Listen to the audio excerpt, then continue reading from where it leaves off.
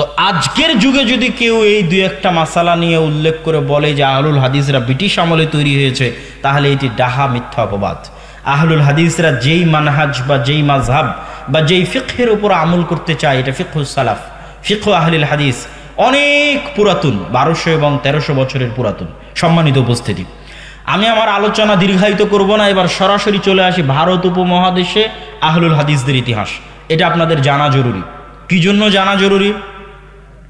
এই জন্য জানা জরুরি, আমিও মদিনা ইসলামী বিশ্ববিদ্যালয় থেকে পড়েছি, আমার বাম পাশে শ্রদ্ধেয় শাইখ বসে আছেন, তিনিও মদিনা ইসলামী বিশ্ববিদ্যালয় থেকে পড়েছেন। মদিনা ইসলামী বিশ্ববিদ্যালয়ে পড়াকে আমরা শারাফ মনে করি, সম্মান মর্যাদা মনে করি। কিন্তু কেউ যদি মনে করে যে মদিনা ইসলামী বিশ্ববিদ্যালয়ে পড়ে এসে মাদানি হয়ে সেই প্রথম এই দেশের মাটিতে তাওহীদের দাওয়াত দিচ্ছে, তাহলে সে আমাদের সালাফে সালিহিনের পরিশ্রমের একজন নিমক হারাম, না শুকরিয়া আদায়কারী। সে যদি মনে করে যে মদিনা ইসলামী বিশ্ববিদ্যালয় থেকে পড়ে এসে মাদানি হয়ে আজকে প্রথম সে তাওহীদের কথা বলছে, তাহলে সে মিথ্যু। আজ থেকে 200 বছর আগে, 250 বছর আগে শাহ ইসমাইল শহীদ, যিনি 1831 সালের 6 মে বালাকোটের প্রাঙ্গণে শহীদ হয়েছেন, তিনি 200 বছর আগে বই লিখে গেছেন তাকবিয়াতুল ঈমান, তাওহীদের উপর, যার আরবি অনুবাদ হয়েছে রিসালাতুত তাওহীদ নামে। সুতরাং ভারত উপমহাদেশে আহলুল হাদিসদের ইতিহাস জানতে হবে। কেউ যদি মনে করে যে শুধুমাত্র মদিনা ইসলামী বিশ্ববিদ্যালয় থেকে সালাফি আকীদা এসে আজকে প্রচার হচ্ছে আর এই অঞ্চলের আলেম ওলামাদের কোনো অবদান নাই, তাহলে এই বিশ্বাস থেকে ফিরে আসতে হবে এবং জানতে হবে ভারত উপমহাদেশে আহলে হাদিসদের ইতিহাস। আপনাদের এই টাঙ্গাইল বলেন, বল্লা বলেন, কালীহাতি বলেন, এই অঞ্চলগুলো যদি 200-250 বছর থেকে আহলে হাদিস হয়, তাহলে আপনাকে আমি চ্যালেঞ্জ দিয়ে বলে গেলাম, শুধু এই টাঙ্গাইলের অঞ্চল নয়, ঢাকার বংশাল অঞ্চল বলেন, ঢাকার ব্রায়েত বলেন, বগুড়ার গাবতলী বলেন, রাজশাহী অঞ্চল বলেন, চাঁপাইনবাবগঞ্জ অঞ্চল বলেন, ঠাকুরগাঁ দিনাজপুর অঞ্চল বলেন, যেগুলোতে মোটামুটি 200 থেকে 250 বছর থেকে আহলে হাদিসরা বসবাস করছে, সঠিক আকীদা এবং তাওহীদের বিশ্বাস লালন করছে, এই প্রত্যেকটা জায়গায়, শুধু টাঙ্গাইল নয়, শুধু রাজশাহী নয়, শুধু বংশাল ব্রায়েত নয়, গোটা ভারত, পাকিস্তান, বাংলাদেশ, শ্রীলঙ্কা, মালদ্বীপ, নেপাল, ভুটান, আফগানিস্তানের যে কোনো অঞ্চলে আহলে হাদিসরা বসবাস করছে। আপনাকে জানতে হবে, আমি আব্দুল্লাহ বিন আব্দুর রাজ্জাক, আমার চ্যালেঞ্জ থাকলো, আপনাকে জানতে হবে যে ওই অঞ্চলে মিয়া নাজির হুসাইন দেহলভির কোনো না কোনো ছাত্র গেছিল।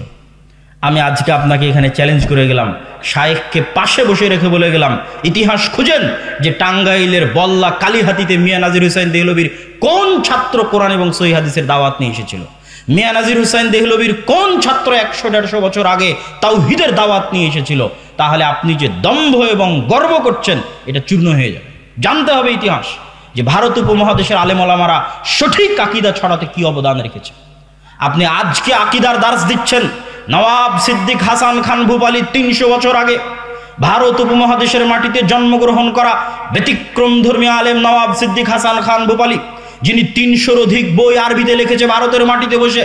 তিনি 300 বছর আগে আরবিতে আকীদার বই লিখে গেছে, কাতফুস সামার ফি আকীদাতে আহলিল আসার বইয়ের নাম। ভারতের মাটিতে বসে সালাফি আকীদার বই লিখেছে 300 বছর আগে।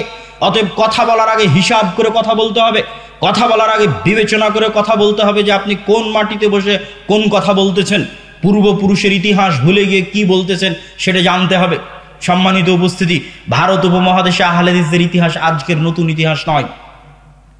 শাহ ওলিউল্লাহ মুহাদ্দিস দেহলভী, যিনি বাদশাহ আলমগীর, যার বাবা বাদশাহ আলমগীরের আলমগীর ফতোয়া বোর্ডের সদস্য ছিল, মাওলানা আব্দুর রহিম, শাহ ওলিউল্লাহ মুহাদ্দিস দেহলভী মূলত এই যুগে, এই যে আমরা যেই যুগের ইতিহাসটা বলতেছি তারও পুরাতন ইতিহাস আছে, সেটা আমি আজকে লম্বা দীর্ঘায়িত করতে চাচ্ছি না। কিন্তু যেই যুগের ইতিহাস আমরা টানতেছি, এই যুগের শুরুটা মূলত শাহ ওলিউল্লাহ মুহাদ্দিস দেহলভীকে দিয়ে।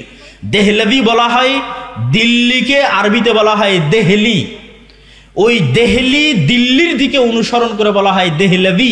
শাহ ওলিউল্লাহ মুহাদ্দিস দেহলভী মানে দিল্লির মানুষ, দিল্লিতে বসে হাদিসের দার্স দিতেন। তিনি জন্মগত হানাফি, আমল করতেন হানাফি মোতাবেক, কিন্তু দার্স দিতেন আহলুল হাদিসদের অনুসারী হিসেবে। কলমে লিখে গেছেন আহলুল হাদিসদের অনুসারী হিসেবে।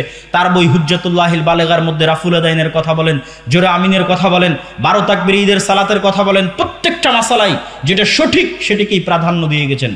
তার আল ইনসাফ ফি বায়ানি সাবাবিল ইখতিলাফ, এই বইগুলো পড়ে দেখেন। তাকলিদের উপর তিনি কি বই লিখে গেছেন সেগুলো পড়ে দেখেন। সেই কালে তিনি এই ভারত উপমহাদেশে যে জুমুদ ছিল, তাকলিদের যে গোড়ামি ছিল, এটার বুকে তিনি হাদিসের দার্সের মাধ্যমে সবচেয়ে বড় শক্তিশালী পারমাণবিক অ্যাটম বম নিক্ষেপ করেছেন। শাহ ওলিউল্লাহ মুহাদ্দিস দেহলভির পরে তার ছেলে শাহ আব্দুল আজিজ মুহাদ্দিস দেহলভি, যার একটি বই আছে বুস্তানুল মুহাদ্দিসিন, মুহাদ্দিসদের জীবনীর উপর, মুহাদ্দিসদের বইয়ের উপর সেই যুগে বসে, সেই কালে বসে এত তথ্য সমৃদ্ধ লিখনি দেখলে আজকের যারা মদিনা ইসলামী বিশ্ববিদ্যালয়ের কুল্লিয়াতুল হাদিস থেকে পড়ে আসছে, যেমন আমি, হতবাক হয়ে যেতে হবে যে আমরা আজকে মদিনা ইসলামী বিশ্ববিদ্যালয়ের কুল্লিয়াতুল হাদিসে যা পড়ছি 200 বছর আগে শাহ আব্দুল আজিজ মুহাদ্দিস দেহলভি বুস্তানুল মুহাদ্দিসিনের মধ্যে কিভাবে তা জমা করে গেল।